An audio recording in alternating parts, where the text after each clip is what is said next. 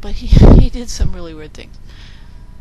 But people just ate it up, that this guy is the salvation of the universe. And Swamiji played it up. And he may be the salvation of the universe, but the point being that they all just took it so super seriously.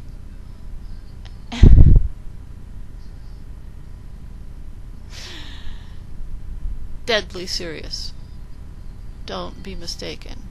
And don't mess around with these people, because they're so deadly serious. In German, they say, die kennen keinen Spaß. They just don't know what, you can't have fun with them. It just doesn't work, okay? So, I became the scapegoat for everything.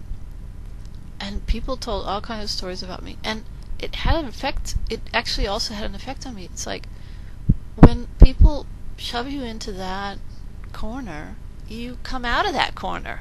In other words, you start behaving like that. Okay, if enough people do it, and that's what happened. I started being that fuck up. The person who royally screws up all the time. Oh, I went through so much hell. Every time that he would give some kind of speech, or he calls it interaction, every time he would do his little interaction, people would talk and he would talk, and he would tell things about this and that, my mind would just be going crazy. Oh, I'm not doing that. Oh, I'm not doing that. Oh, he said not to do that. I'm doing that. So I would be like measuring myself against everything he said. But the problem was, he would say the opposite the next time. And I'd just go up and down, all around. Oh my god. So it was a lovely roller coaster ride.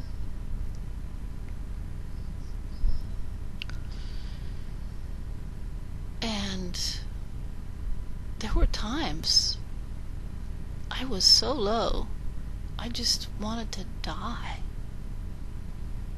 There was so much pressure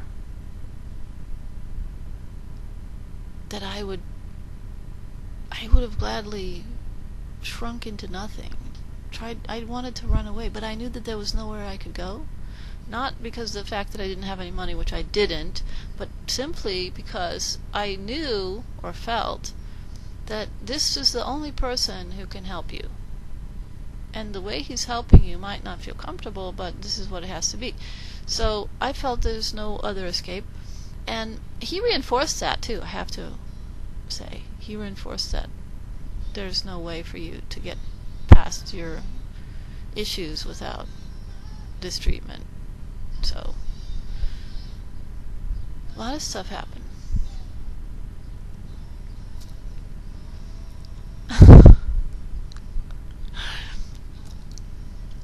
It's an exclusive group, okay? And for a group to be exclusive, it means they have to exclude someone. Okay, so I was that someone, okay? I probably wasn't the only someone, but I was the major someone who was excluded from all kinds of things that would be like. And then there were other times when I felt that I was the only ashramite.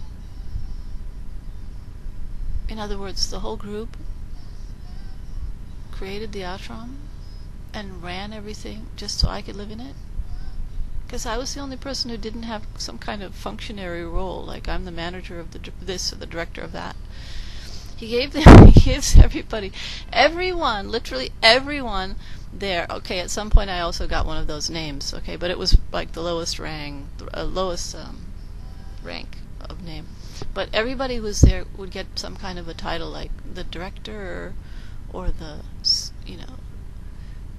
president or the coordinator or something of some big project. And the big project, everybody would be on the committee except me. Okay, the big project would be it was always like that. So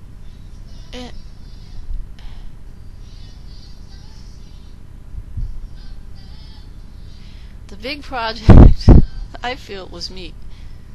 I was the big project. There were tons of projects, and there would be people who would be on working on this project over here, and then on that, it's like he would be the secretary over here, and he'd be the president over there, and over here was the coordinator and whatever. And everybody had some responsibilities, and everybody had some kind of respect, except for this poor little soul. Okay, so it just pushed all my buttons, like, up the wazoo. But the crowning moment was, like,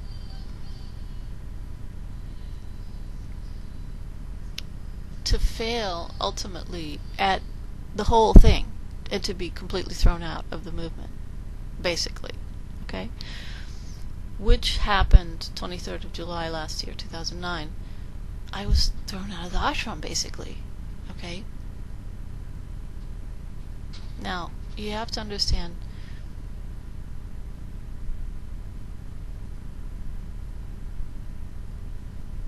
he used to tell me things like, this is your home, and of course then when I would go there, he would say, why are you coming here now? So he just went back and forth.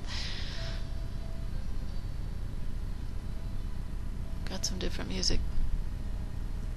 Okay, so I was in the ashram.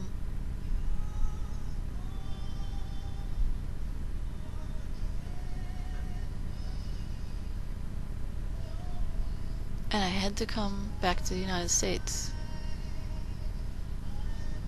And it's all a cosmic joke, and I'm tired of talking about it, because I'm not really getting anywhere. I'd like to tell stories about things that happen, but they don't occur to me. I mean, it's like they float past in little clouds, and I don't really grab them down to earth.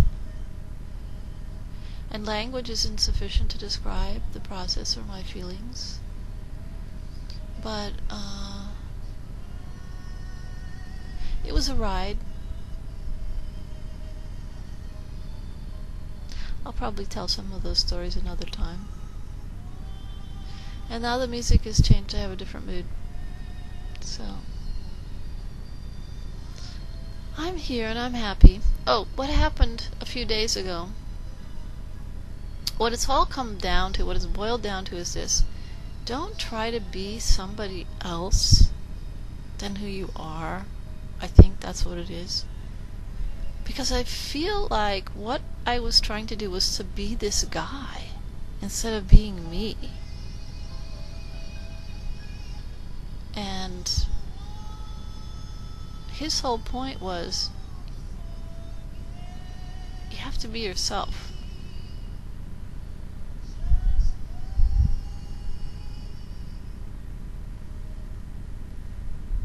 So I feel more like myself today. 2-3 days ago, okay, actually it was on Thursday, I went crazy. But I think what I'm going to do is I'm going to stop this because it's gotten really long, and I'll tell that story in another